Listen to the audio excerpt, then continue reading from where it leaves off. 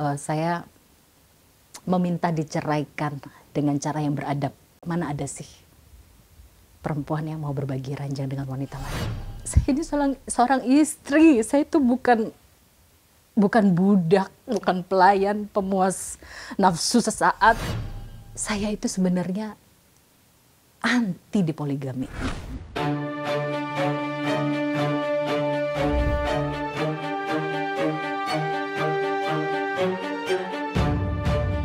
Kak Zeda Salim, aduh ya ampun ini udah lama banget nggak ketemu, akhirnya punya waktu datang ke eksklusif. Makasih banget sebelumnya. Sama-sama. Assalamualaikum. Waalaikumsalam. Sehat ya? Alhamdulillah sehat. Alhamdulillah. Juga harus sehat tentunya ya. Ini lagi ada ujian, jadi harus punya sehat mental dan fisik tentunya gitu. Ya. Boleh. Kita di sini mau cerita nih, mungkin tidak detail secara hukum karena kita mungkin masih banyak yang harus dipelajari kalau dari sisi itu, tapi dari sisi seorang Zeda Salim gitu loh, prosesnya sudah sejauh mana dulu untuk akhirnya memperjuangkan ini, akhirnya ini mencuat ke publik seperti apa?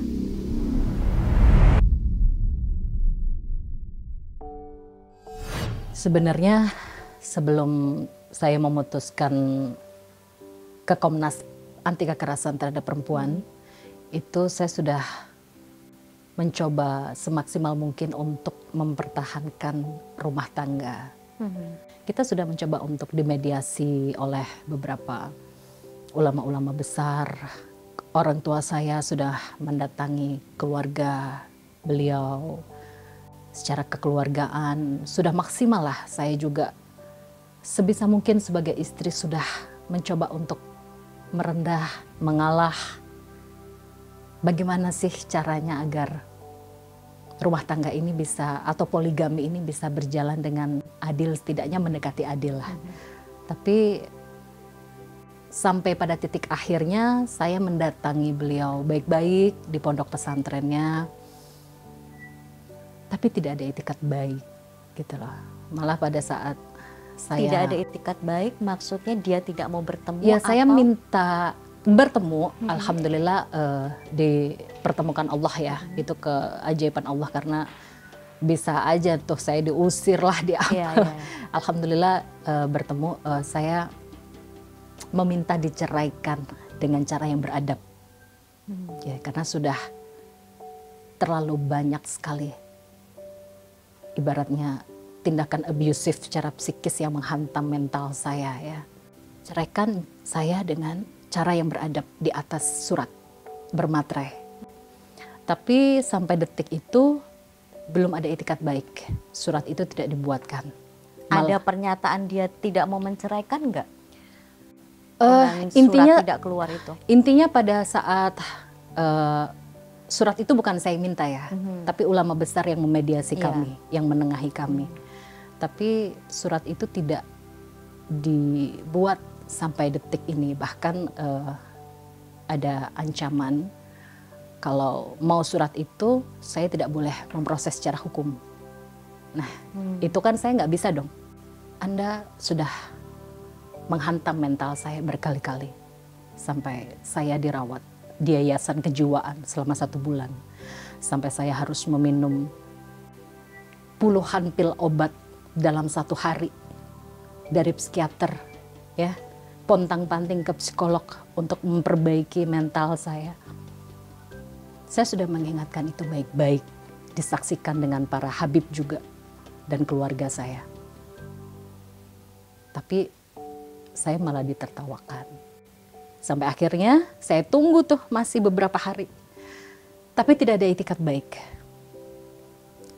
Dia punya nomor saya, punya nomor orang tua kandung saya, orang tua angkat saya, dia tahu saya tinggal di mana, tidak ada itikat baik. Beberapa hari setelah itu saya masih beri kesempatan lagi. Setelah pelaporan itu? Iya, setelah ke Komnas Perempuan itu kan di blow up media tuh. Tidak mungkin beliau tidak tahu, kita pasti tahu. Masih belum ada itikat baik. Jadi bahkan komunikasi tidak ada. Zeda, kalau boleh tahu, gimana sih awalnya Zeda menerima atau menikah dengan dia? Dan maaf ya, koreksi kalau salah, Zeda menikah menjadi istri kedua dari Habib. Betul. Bagaimana proses itu bisa Zeda terima, hubungan Zeda dengan istri pertama? Itu awal mulanya bagaimana sampai ada tindakan seperti ini yang akhirnya semuanya ke blow up dan Zeda speak up? Iya. Jadi sebelum menikah itu saya sudah bertemu ya dengan istri pertamanya di pondok pesantrennya dengan orang tua saya. Dan prosesnya ta'aruf ya. Iya. Saya cuma ketemu 2 kali sama beliau. Dan akhirnya beliau mengajak untuk menikah. Saya ini kan baru hijrah ya. Saya ini kan dalam proses mencari jati diri untuk lebih baik dalam sisi spiritual agama. Saya berpikir menikah dengan beliau itu bukan karena harta, bukan karena apa gitu. Saya hanya ingin sebagai perempuan memiliki imam yang soleh, saya bisa dibimbing, agama saya bisa lebih baik lagi, menjadi wanita yang lebih baik sampai dibimbing ke surga lah. Karena beliau seorang pendakwah, seorang penceramah, apalagi memiliki gelar nasab yang mulia gitu. Ya saya berhusnuzon saja pada Allah. Jadi ya prosesnya itu saja. 2 kali pertemuan kita langsung menikah secara sah dalam agama. Disaksikan beberapa saksi dari keluarga saya dan keluarga beliau. Termasuk dari istri pertama? Tidak. Alasan? Karena tidak diizinkan oleh beliau. Tidak diizinkan oleh beliau. Apakah ini dalam artian tidak diizinkan istri pertama itu tidak merestui kalian menikah? Saya kurang tahu ya. Intinya saya sudah bertemu dengan istri pertamanya waktu sebelum menikah ya. Sampai akhirnya saya menikah. Tapi intinya begini, Mbak. Hubungan saya dengan istrinya saat ini alhamdulillah baik. Ya. Saya sangat menghormati beliau sebagai istri pertama. Saya sayang dengan beliau. Kami juga sudah bersilaturahmi, berpelukan, bicara dari hati ke hati. Sebagai seorang wanita saya sudah merendahkan hati, meminta maaf. Ya sudah, kita sudah baik, hubungan kita baik. Intinya begitu. Tidak ada permusuhan, tidak ada hujat menghujat, tidak ada menghina, tidak ada konflik. Alhamdulillah tidak ada. Dan intinya sekarang yang saya mau adalah saya sudah tidak mau dipoligami dengan cara seperti ini lagi. Sudah cukup. Saya minta diceraikan dengan cara yang beradab. Saya ini anak manusia, saya ini perempuan, ya. Jadi kalau mau menceraikan saya, ya perlakukanlah seperti anak manusia. Saya bukan anak ayam yang bisa ditinggal, dicerai, terus ditinggal gitu aja. Pakailah dengan cara yang beradab. Apalagi beliau seorang pendakwah. Sempat berapa lama sih Mbak Zeda sebutlah rumah tangga yang harmonis dengan beliau itu berapa lama? Intinya, kemudian awal-awal ketika maaf misalnya KDRT dalam artian nggak selalu secara fisik ya, dalam psikis atau segala macam itu awal mula pemicu yang kemudian itu menjadi beruntun sampai itu gimana nih? Saya menikah 2021 ya. Sampai sekarang 2023 ini status saya masih menggantung ya. Jadi di awal 2021 itu sudah ada penelantaran. Awal pernikahan? Iya. Di awal 2021 itu sudah ada penelantaran. Di kurang lebih ya 2-3 bulan. Di tahun 2022 itu juga sudah ada penelantaran, kurang lebih setengah tahun. Dan kalau dihitung sampai detik ini tahun 2023 ya kurang lebih 1 tahun. Jadi kalau di total ya udah berapa tuh di total aja tuh 1 tahun lebih ya kalau di total gitu. Penelantaran dalam hal ini? Penelantaran dalam arti ya saya tidak ditemui ya. Saya tidak ditemui, tidak dinafkahi lahir batin secara layak ya. Paling ketemu tuh cuma 1 jam 2 jam, udah saya ditinggal pulang. Selama menjadi istri beliau saya itu sudah banyak mengalah ya. Saya berbagi ranjang dengan wanita lain, saya mengalah. Saya tahu posisi saya istri kedua. Tapi itu tidak dipungkiri, itu menghantam psikis saya juga. Mana ada sih perempuan yang mau berbagi ranjang dengan wanita lain. Tapi ya, itu harus saya terima. Saya coba sabar menghadapi itu. Saya tidak pernah menuntut apapun. Selama menikah dengan beliau, saya tidak pernah menuntut apapun. Itu yang pertama. Kedua, saya ditemui sesuka hati. Saya ngalah. Saya dipaksa menyiapkan alat kontrasepsi dulu. Baru saya disentuh. Artinya dinafkahi secara batin. Tidak menginginkan ada keturunan dari pernikahan. Betul, saya tidak diizinkan untuk hamil, tidak diizinkan untuk memiliki anak. Dan pada saat hendak memberikan nafkah batin, itu saya juga harus menyiapkan alat kontrasepsi, harus mengkonsumsi pil-pil obat-obatan ya, KB ya, pil KB. Harus menyiapkan alat kontrasepsi untuk laki-laki ya, kondom ibaratnya begitu. Itu menghantam mental saya sudah. Saya ini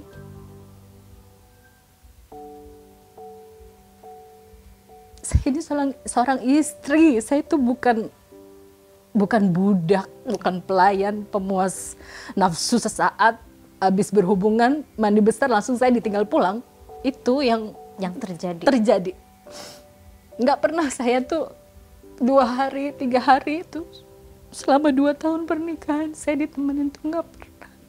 Saya ditemui cuma sejam, 2 jam. Setelah berhubungan, hasratnya sudah terpenuhi. Dia mandi besar, kemudian ditinggal pulang. Saya ngalah, saya sabar. Setiap hari beliau dengan istri pertamanya, setiap malam. Sementara saya cuma ditemui 1 jam. Saya ngalah, saya sabar. Saya dikhianati dengan perempuan-perempuan lain, tidak 1, 2 wanita, tapi banyak perempuan yang mengadu ke saya.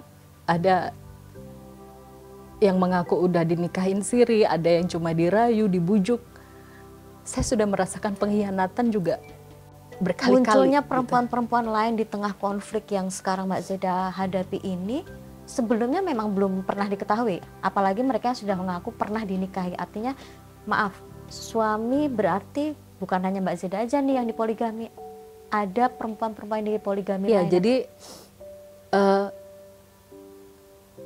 setelah saya ada wanita-wanita lain. Setelah saya ya. Berarti Mbak Zeda tetap di posisi yang kedua. Iya. Setelah saya ada wanita-wanita lain.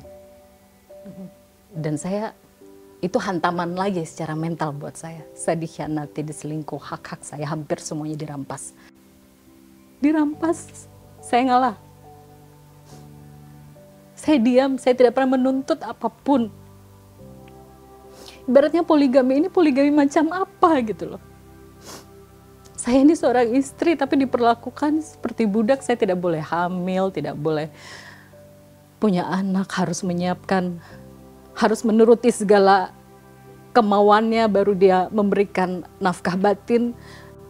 Saya pernah bilang ke beliau, apa saya ini lebih rendah dari budak menurut kamu?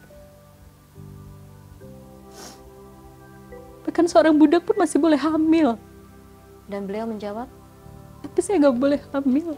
Alasannya? Nggak ada, saya nggak tahu. Sebelum pernikahan apa memang sudah ada kesepakatan atau pernyataan paling tidak dari dia bahwa kita menikah tapi kita tidak hamil? Nggak ada. Berarti semua itu dalam proses setelah menikah terjadi? Intinya setelah menikah itu ya banyak lah tindakan-tindakan abusif ya secara psikis yang menghantam mental saya berkali-kali. Bahkan istri pertamanya hamil berkali-kali, saya nggak boleh hamil. Saya ngalah, Mbak. Saya diam. Dia tidak nafkahi anak saya 1 rupiah pun. Saya ngalah, saya diam. Allah kasih pertolongan, saya dapat pekerjaan A, B, C buat nafkahin diri sendiri dan anak. Intinya secara lahir dan batin itu tidak layak gitu. Tapi saya nggak pernah menuntut. Bahkan pada saat beliau melakukan kesalahan yang sangat fatal ya. Boleh disebut? Penelantaran itu misalnya salah satunya. selama berbulan-bulan. Lalu dia tiba-tiba mendatangi saya ke rumah. Saya cium tangannya. Masih memposisikan sebagai istri yang berbakti kepada suami. Saya sambut dia, saya cium tangannya. Saya siapkan minuman, saya siapkan makanan. Saya temani dia makan sampai selesai. Setelah berhubungan, suami istri ditinggal. Bahkan parahnya itu saya sudah tidak kuat lagi dengan kekerasan psikis ya yang menghantam mental saya itu. Saya pada puncaknya itu saya sampai berkali-kali coba mengakhiri hidup ya. Bunuh diri. Iya. Di antaranya ya saya sering membenturkan kepala ke tembok. Itu udah sering saya nangis teriak histeris tuh nggak berhenti dari pagi sampai malam saking kerasnya hantaman mental itu. Dan tidak ada upaya apapun dari dia. Sampai saya sayat nadi. Ada fotonya sudah saya serahkan ke pihak kepolisian ya sebagai bukti. Saya sayat nadi. Dia cuman nemuin saya 1 jam 2 jam lalu ditinggal pulang. Coba deh Mbak, seorang istri ditelantarkan mencoba sayat nadi cuma ditemui sejam 2 jam. Apakah nggak bisa gitu nginep sehari 2 hari untuk menenangkan saya gitu? Dan yang kena itu bukan cuma saya Mbak, anak saya juga kena. Bahkan yang saya nggak habis pikir lagi, pada saat anak saya yang masih di bawah umur ya, masih kecil, mencoba untuk bicara baik-baik dengan beliau, kalau manggilkan babah ya, dia kan stres gitu, pasti ngelihat saya dalam keadaan seperti yang menyedihkan lah seperti itu. Babah tolong jangan sakiti mama, kasihan mama. Aca sedih kalau lihat mama kayak gitu. Babah tolong datengin mama, perhatikan mama. Mama itu kan istrinya Babah. Tahu nggak anak saya dibilang apa? Dibilang kurang ajar. Dia nangis sampai saya bawa dia ke psikolog untuk terapi. Dibilang seperti itu oleh beliau secara langsung atau juga melalui balasan Lewat WhatsApp? WhatsApp namanya anak kecil kan. Iya. Dia tuh selama menikah dia tidak pernah bicara dari hati ke hati dengan anak saya. Memang ini bukan darah dagingnya gitu ya. Tapi pesan dari seorang ulama besar, Habib Rizik itu sampai bilang, Azza ini anak kamu sampai kiamat. Sampai kiamat, anak Zeda ini anak antum sampai kiamat. Antum wajib menjaga, melindungi dia. Tapi justru yang dia dapat adalah tindakan abusif gitu. Dia nangis, kejar-kejar. Artinya nih yang korban bukan Mbak Zeda aja Iya, ya, tapi juga saya sampai ngebawa dia ke psikolog tuh berkali-kali. Jadi bukan cuma saya yang pontang-panting habis energi ke psikiater, ke psikolog, tapi saya juga harus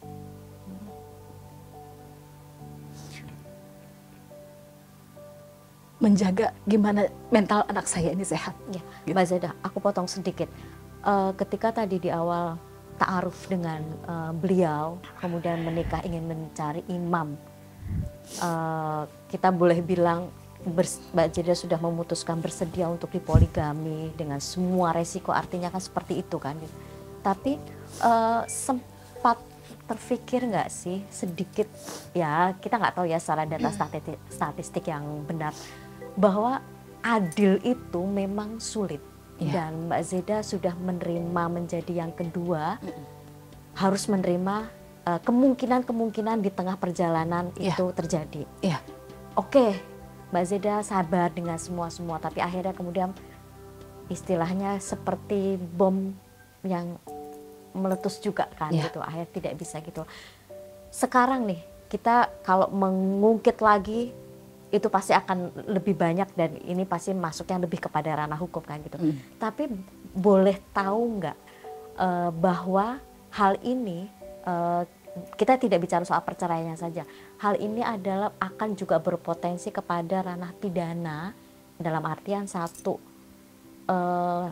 kita nggak tahu ya, amit-amit ini terjadi, tapi misal dari pihak istri pertama mungkin menganggap bahwa saya tidak pernah tahu pernikahan itu, dan potensi kalian berdua justru yang dipidana. Atau dengan sebaliknya, suami yang secara sepihak karena atas tindakan kekerasan dipidana, sudah berpikir sejauh itu dengan resiko-resiko yang pasti akan lebih panjang nih ceritanya, lebih rentetannya lebih. Iya. Pastinya sudah ya. Jadi saya ini sebelum melangkah sampai sejauh ini, saya tuh sudah berpikir ribuan kali. Resikonya apa, ini apa. Saya istiqoroh, minta petunjuk Allah, minta pertolongan Allah. Dan ibaratnya begini Mbak, analoginya. Saya ini saat ini sedang berperang. Di medan perang, angkat pedang sendirian. Berperang mencari keadilan dan melawan penindasan terhadap harkat martabat perempuan. Resikonya pasti saya akan disayat pedang dari sisi kanan, dari sisi kiri. Itu pasti ada resiko. Pertanyaannya, apakah jika ada resiko itu saya harus diam? Saya harus tetap bersuara. Apakah itu nanti ada kemungkinan terburuk? Saya serahkan, saya pasrahkan semuanya pada Allah. Saya punya Allah. Saya sendirian loh Mbak Nonon. Saya hidup di Jakarta ini sendirian sama anak saya. Saya menghadapi hukum, menuntut keadilan, mencari keadilan. Ini saya sendirian. Saya hanya mengandalkan pertolongan Allah aja. Tapi alhamdulillah dalam perjalanan ini Allah tolong, Allah mudahkan. Saya nggak akan dapat keadilan kalau saya nggak berikhtiar. Kenapa sampai pada puncaknya saat ini saya memberanikan diri untuk speak up, untuk bersuara, membawa masalah ini ke hukum? Saya tidak mau lagi ada korban-korban perempuan lainnya yang diperlakukan seperti saya. Apa yang saya alami itu sudah cukup berhenti di saya. Saya berkali-kali mencoba mengakhiri hidup, menyakiti diri sendiri sampai saya dijemput paksa di yayasan kejiwaan. Saya harus meminum puluhan obat dalam sehari. Saya harus pontang-panting ke psikolog, psikiater. Saya harus menyembuhkan anak saya. Saya juga harus mencari nafkah sendiri. Sudah cukup. Korbannya cukup berhenti di saya. Jangan sampai ada perempuan-perempuan lagi.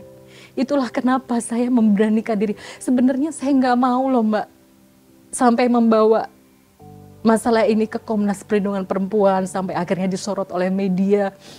Saya ini sudah babak belur dengan rasa sakit saya sendiri, secara psikis, mental ini menghantam saya gitu loh. Mbak Zeda sadar nggak dengan apa yang dilakukan ketika speak up dan masalah ini kemudian semua orang tahu, buka-bukaan, belak-belakan.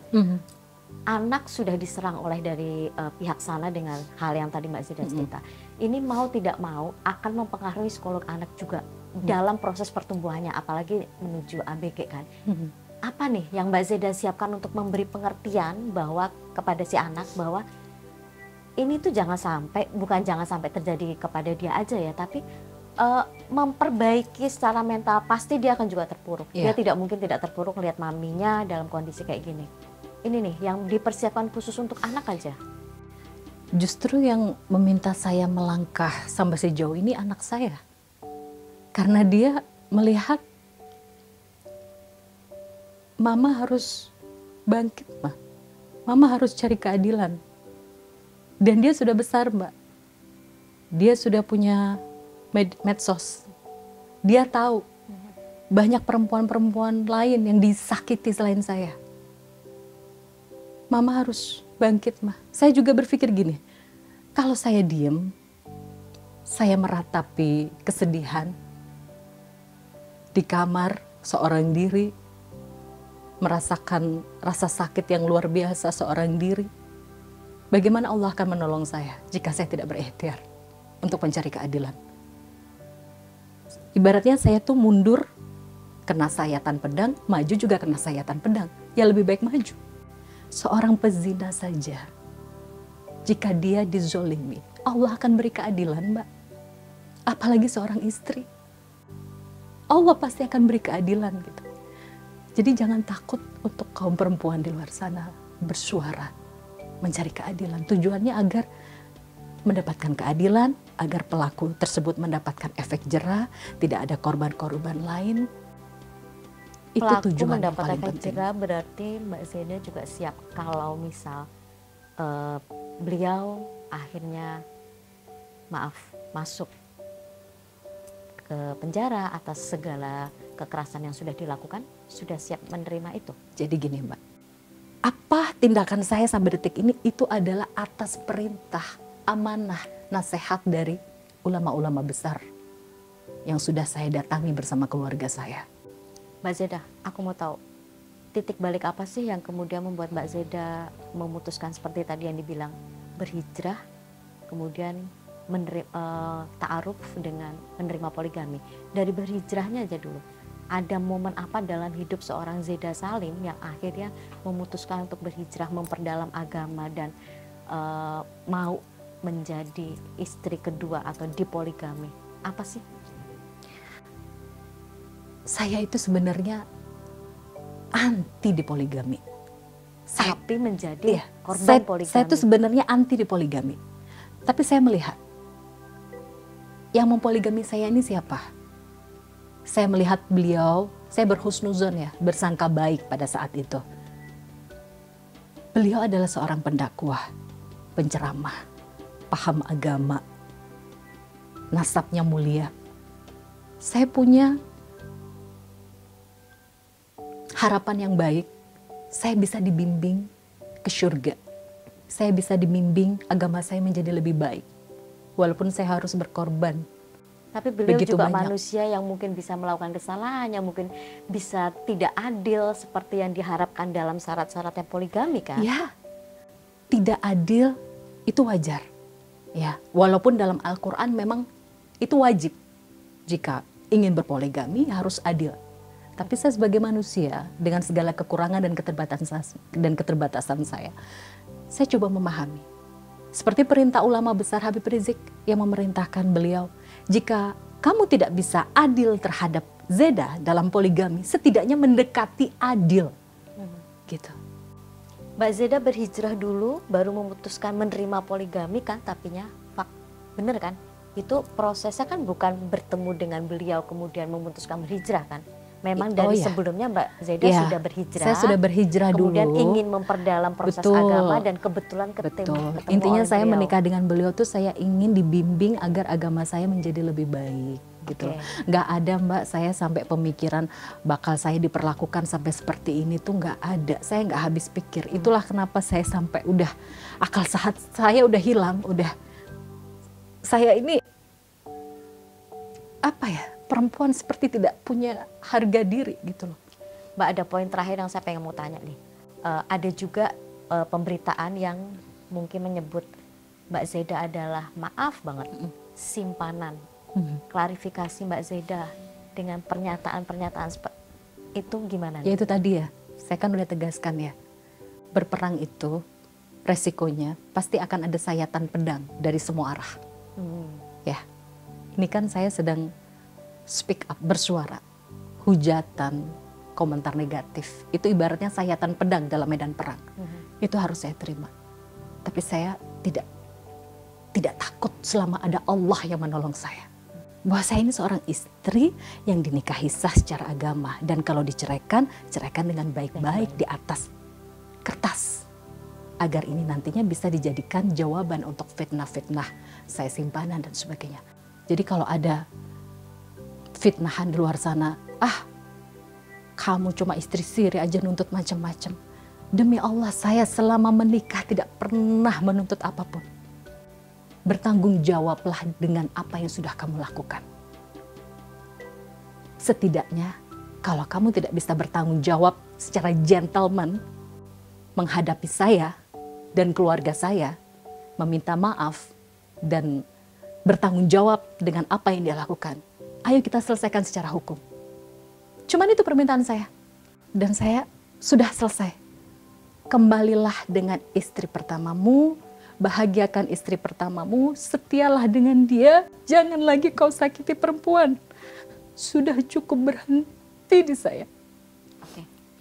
bentuk saya sampai membawa ini ke hukum adalah bentuk kasih sayang saya terhadap istri pertamanya. Karena beliau juga sudah merasakan banyak rasa sakit. Pengkhianatan pasti beliau juga merasakan gitu. Dan saya tidak mau ada lagi perempuan lagi yang jadi korban. Cukup, sudah berhenti di saya. Oke, Mbak Zeda, ini rumit sekali. Mudah-mudahan beliau bisa melihat apapun yang sudah disuarakan Mbak Zeda. Mudah-mudahan ada jalan terbaik dari semuanya. Amin. Mbak Zeda kuat dan anak juga mentalnya tetap bisa terjaga. Amin. Insya Allah. Aku makasih banget Mbak Zeda udah mau berbagi di sini.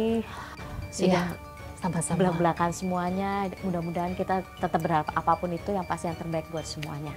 Ya. Terima kasih sudah datang di Eksklusif. Sama-sama.